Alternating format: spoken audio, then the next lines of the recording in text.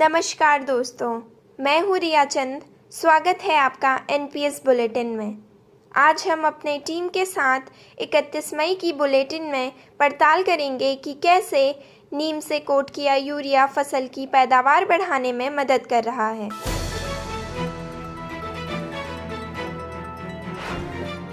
विश्व स्वास्थ्य संगठन के अनुसार धूम्रपान करने वालों को क्यों है कोरोना से जान गंवाने का ज़्यादा खतरा।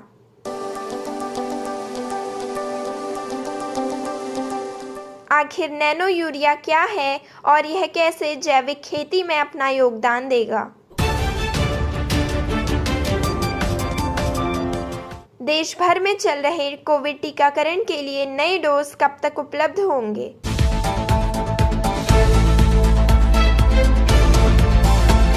और किस पुरस्कार से नवाजा गया है नोबेल पुरस्कार और भारत रत्न से सम्मानित भारतीय मूल के अर्थशास्त्री अमर्त्य सेन को।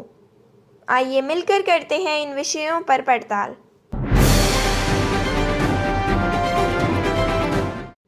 भारत एक कृषि देश है। देश की करीब आधी आबादी कृषि से सीधा ताल्लुक रखती है। खेती की शुरुआत आज की बात नहीं है। हजारों साल पहले ही मानव जाति ने अपनी जिज्ञासा के चलते खेती करना शुरू कर दिया था। समय बीतता गया, इंसान नए तौर तरीके सीखते गए। आज 21वीं सदी में हम इतने आगे निकल आए हैं कि पैदावार को बढ़ाना हमारी मुट्ठी में हो गया है। तमाम रासायनिक उर्वरकों के भयानक प्रभावों से जूझकर आज फिर हम जैविक खेती की ओर बढ़ चले हैं। कुछ वही करने लगे हैं जो हमारे पूर्वज किया करते थे। आइए हमारी साथी आंचल जोशी और गुरप्रीत कौर से इस बारे में जानते हैं। उर्वरक मंत्री डीवी सदानंद गौड़ा ने रविवार को कहा कि 2015-16 में पेश किए गए 100% नीम लेपित यूरिया ने रसायनों के उपयोग को कम करने और फसल की पैदावार बढ़ाने में मदद की है। इस तरह की जैविक खेती के तरीके न केवल किसानों की लागत को कम करते हैं बल्कि पर्यावरण के लिए भी वरदान है, क्योंकि यह ज़्यादातर पारंपरिक तरीकों पर निर्भर करता है, न कि रसायनों पर। Fertilizer Minister D.V. Sadananda Gowda on Sunday said 100% neem-coated urea introduced in 2015-16 has helped reduce the use of chemicals and increase crop yields. Such organic farming methods not only reduce the input cost of farmers but also are a boon to the environment, as it relies mostly on the traditional ways and not on chemicals. आमतौर पर हमारी प्राथमिकताएं ही हमारी आदत बन जाती हैं। हम जो चीज़ लगातार करते हैं वो धीरे धीरे हमारी दिनचर्या का हिस्सा बनने लगती है, चाहे वो अच्छी आदत हो या हमारे स्वास्थ्य के लिए बुरी। लोगों में धूम्रपान की बढ़ती लत एक गंभीर समस्या है। यह न सिर्फ शरीर में कई बीमारियों का कारण बनती है बल्कि साथ ही बीमारियों से लड़ने में शरीर को कमज़ोर भी बना देती है।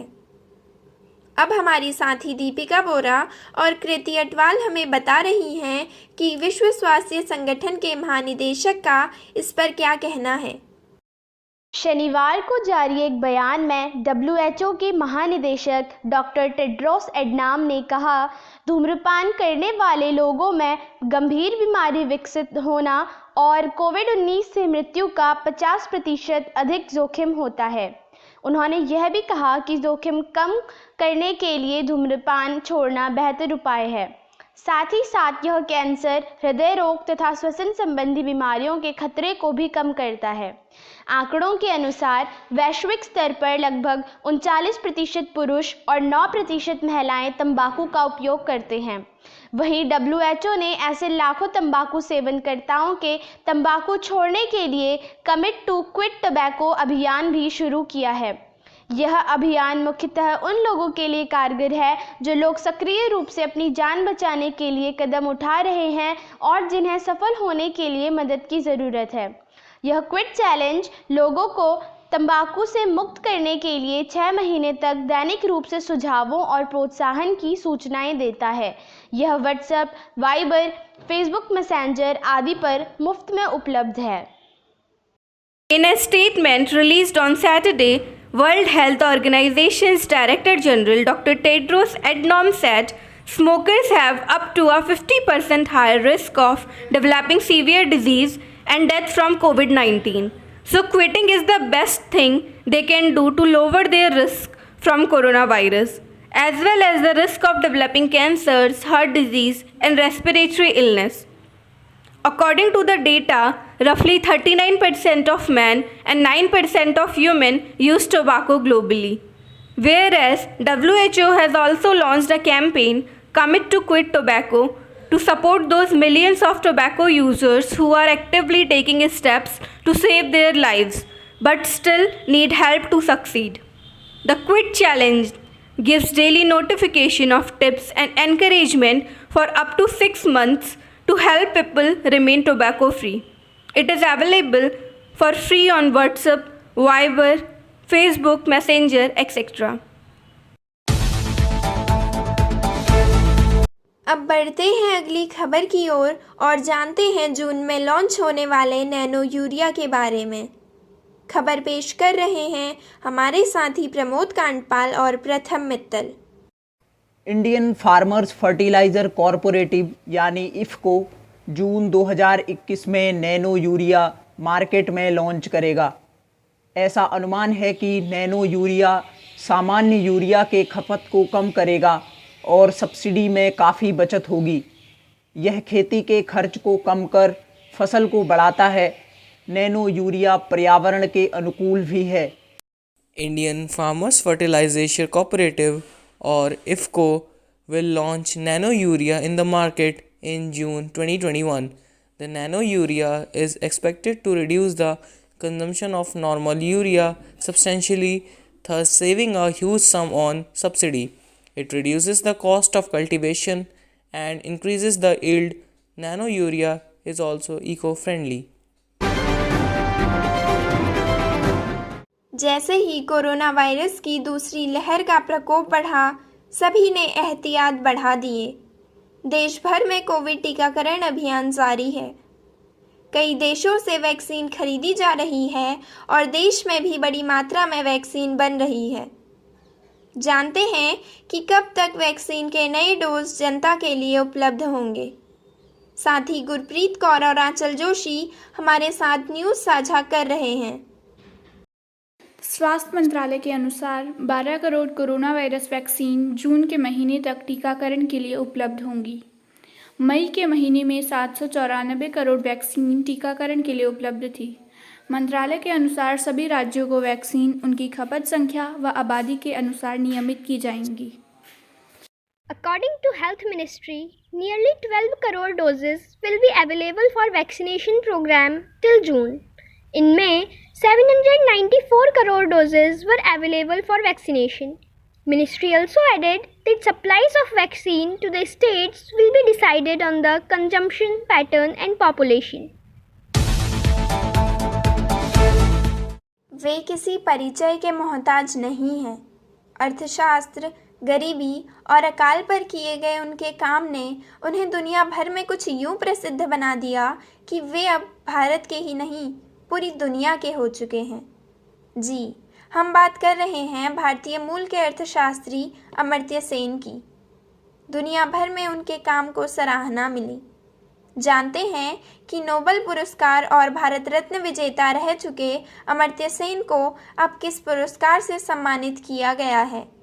खबर पेश कर रही हैं हमारी साथी दीपिका बोरा और कृति अटवाल।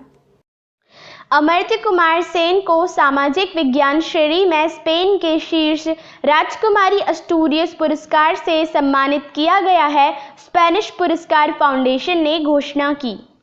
अकाल पर उनके शोध और मानव विकास के उनके सिद्धांत, कल्याणकारी अर्थशास्त्र और गरीबी पर शोध ने अन्याय, असमानता, बीमारी और अज्ञानता के खिलाफ लड़ाई में योगदान दिया है, फाउंडेशन ने कहा।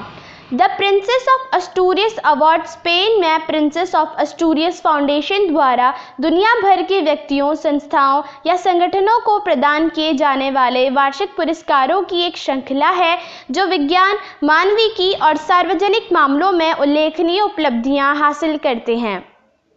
Amartya Kumar Sen has been conferred with Spain's top Princess of Asturias Award in the Social Science category, the Spanish Prize Foundation announced on Wednesday. His research on famines and his theory of human development, welfare economics, and the underlying mechanism of poverty have contributed to the fight against injustice, inequality, disease, and ignorance, the foundation said. The Princess of Asturias Awards are a series of annual prizes awarded in Spain by the Princess of Asturias Foundation to individuals, entities, or organizations from around the world who make notable achievements in the science, humanities, and public affairs. दुनिया corona के साथ प्रदूषण की मार भी झेल रही है। खासकर शहरों में तेजी से बढ़ता हुआ यह प्रदूषण प्रकृति, मनुष्यों और जीव जंतुओं के लिए हानिकारक है। जितनी उन्नति विज्ञान और प्रौद्योगिकी ने की है, उतना ही उसका गहरा प्रभाव प्रकृति और पर्यावरण पर पड़ा है।